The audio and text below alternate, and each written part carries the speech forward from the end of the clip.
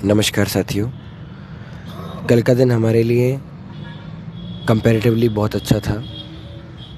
अगर हम देखें तो सरकार के विभिन्न अंगों से हमारा संवाद हुआ और सब तरफ से हमको बहुत सकारात्मक आश्वासन मिला। हमारे पास प्राप्त जानकारी के अनुसार बहुत जल्द सरकार एक बैठक करने वाली है और हमारे विषय पर निर्णय करने वाली है। संभवतः कल शाम तक हमारे पास में एक सूचना होगी, एक अच्छी खबर होगी।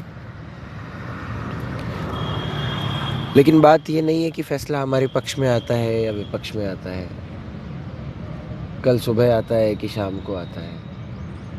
बात यह है कि आज हम क्या कर रहे हैं। इस आंदोलन में ये सफल होगा, निश्चित तौर पर सफल होगा, लेकिन आपका इसमें क्या योगदान है? क्या लाइब्रेरी में बैठ के पढ़ते रहने से ये आंदोलन सफल हो गया, या टेलीग्राम पर ऑनलाइन बैठकर दिन भर ये मैसेज देखने से, ऑडियो सुनने से आंदोलन सफल होगा? नहीं साथियों, आंदोलन की सफलता के पीछे ऐसे सैकड़ों विद्यार्थियों की मेहनत लगी है, उनका परिश्रम लगा है, जो इस विषय को यहाँ तक लेकर आए। और आज पिछले 3 दिन से हमारे जो 7 भाई बहन भूख हड़ताल पर बैठे हैं, पिछले 4-5 दिन से जो राजस्थान विश्वविद्यालय के मुख्य द्वार पर सैकड़ों विद्यार्थी धरने पर बैठे हैं, 50 डिग्री टेम्परेचर और इतनी धूप के अंदर भी, इतनी गर्मी के अंदर भी, जहां आप लोग अपनी लाइब्रेरी में एसी लगा होने के बावजूद परेशान हो जाते हैं 2 घंटे बैठकर, यहाँ ये 24 घंटे रहते हैं, रात को यहीं सोते हैं, बहनें भी, भाई भी, सब लोग। ये 3 दिन की अब तक की इनकी भूख हड़ताल आपके लिए संभव है क्या? हर थोड़ी देर में आप पानी पीने उठते हैं, बार बार कुछ खाने का मन करता है पढ़ते समय, और ये 3 दिन से 50 डिग्री सेल्सियस तापमान के अंदर भूखे बैठे हैं। किसके लिए? क्या सिर्फ अपने लिए?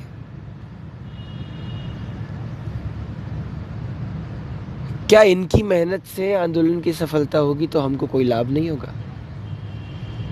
क्या उसमें सबका हित नहीं है? तो क्या हम केवल अपने घरों में बैठकर कैसे कर्ज चुकाओगे इनका? ये जो बहनें भूखी बैठी हैं, मुझे अब ना मेरी इनको देखने की क्षमता है, ना इनमें तो बहुत हिम्मत है। मतलब इतनी तबीयत खराब है इनकी, और उसके बावजूद भी ये लोग बिल्कुल तैयार नहीं है कि पानी के अलावा और कुछ भी ग्रहण कर। क्या आप लोगों का नैतिक कर्तव्य नहीं बनता कि आपको कम से कम एक बार तो इनसे आकर मिल ही लेना चाहिए? कम से कम एक बार तो इनको देखना चाहिए।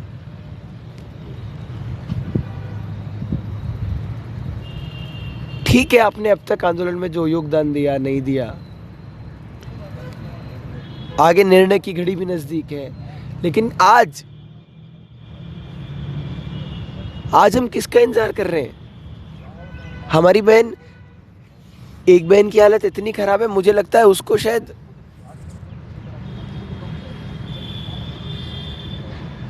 शायद ब्लड चढ़ाने की आवश्यकता पड़ेगी आज।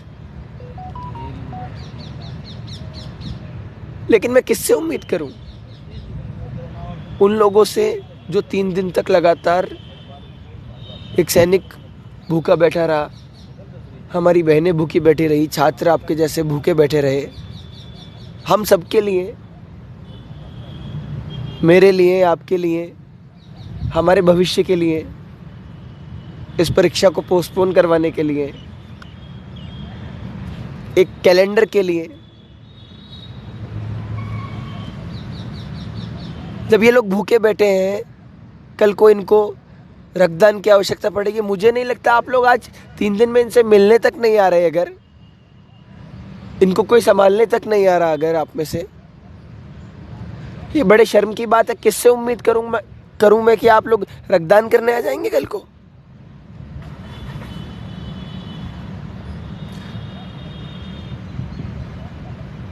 मुझे साथियों, मुझसे तो अब मेरी हिम्मत अब जवाब देने लगी है। मुझसे नहीं देखा जाता।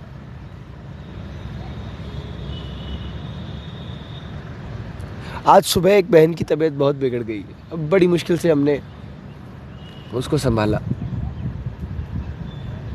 उसकी हालत देखकर मुझे नहीं लगता कि अब भूख हड़ताल वो और कर पाएगी। ठीक है, मैं भी ज़्यादा नहीं आग्रह कर पाऊंगा अब, और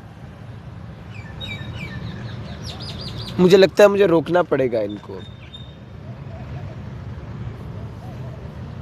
क्योंकि ये जिनके लिए भूखे बैठे हैं वो तो निश्चिंत बैठे हैं। उनको लग रहा है कि बस ऑनलाइन बैठ करके काम हो जाएगा। क्योंकि पढ़ाई में आपका कितना मन लग रहा है वो मैं भी जानता हूँ, आप भी जानते हैं। कम से कम अपने प्रति तो ईमानदार रहिए। मैं नहीं कह रहा कि आप लोग जब तक आंदोलन चलेगा तब तक यहाँ हमारे साथ बैठे रहिए, उठकर मत जाइए। आपके लिए सारी व्यवस्था तो करते हैं, भोजन की, पानी की, हवा की, आपको यहाँ तक लाने की भी। ये सारी व्यवस्था करने के बाद भी जो भाई बहन सब व्यवस्था छोड़ करके, भोजन छोड़ करके हमारे लिए बैठे हैं, आपके लिए बैठे हैं, सबके लिए बैठे हैं, उनसे मिलने तक का क्या हमारा नैतिक दायित्व नहीं है? साथियों, अब हिम्मत जवाब देने लगी है। कल शाम तक इस विषय पर कोई निर्णय आने की उम्मीद है। मुझे पूरा विश्वास है इन सब की मेहनत से वो निर्णय हमारे पक्ष में आएगा। लेकिन साथियों, ये जो भाई बहन भूखे बैठे हैं ना, मुझे लगता है कि निर्णय आने के बाद आप लोग तो खुश होंगे, पर इनसे ज़्यादा दुखी कोई नहीं होगा। क्योंकि जिनके लिए ये लोग बैठे वो इनसे मिलने तक नहीं आ सकते। आंदोलन की सफलता की खुशी आप सब मनाओगे, सबको लाभ मिलेगा, डेट बढ़ेगी, सबको समय मिलेगा, कैलेंडर आएगा, आने वाली भी जितनी भी परीक्षाएं होनी है उन सब के व्यवस्थित कैलेंडर का लाभ सब छात्रों को मिलेगा। केवल 21,000 छात्र जो मेंस लिखने वाले हैं उनकी बात नहीं है, उनके अलावा भी जितने लाखों छात्र राजस्थान के अंदर है जो आरएस एग्ज़ाम देने का सपना देख रहे हैं, तैयारी कर रहे हैं, मेहनत कर रहे हैं, उन सबको लाभ होगा। लेकिन सबसे ज़्यादा दुखी कोई होगा तो वो ये 7 लोग होंगे,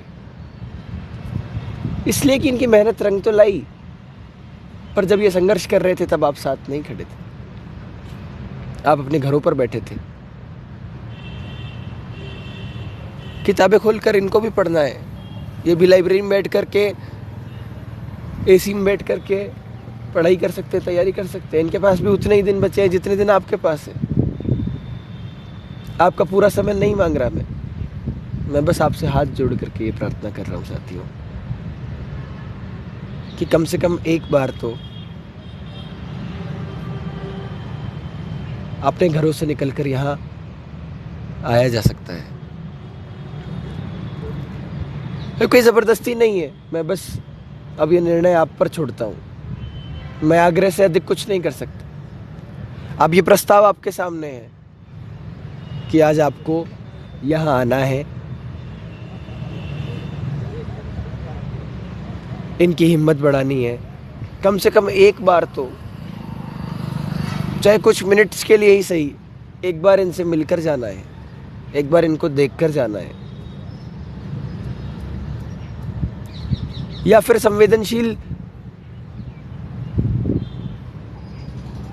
अपनी संवेदनशीलता को मार करके, अपनी आत्मा को मार करके, अपने हृदय को पत्थर बना करके अपने अपने घरों में, अपनी अपनी लाइब्रेरियों में बैठे रहना है। अब निर्णय आपके हाथ में है। मैं प्रार्थना से अधिक कुछ नहीं कह सकता सर।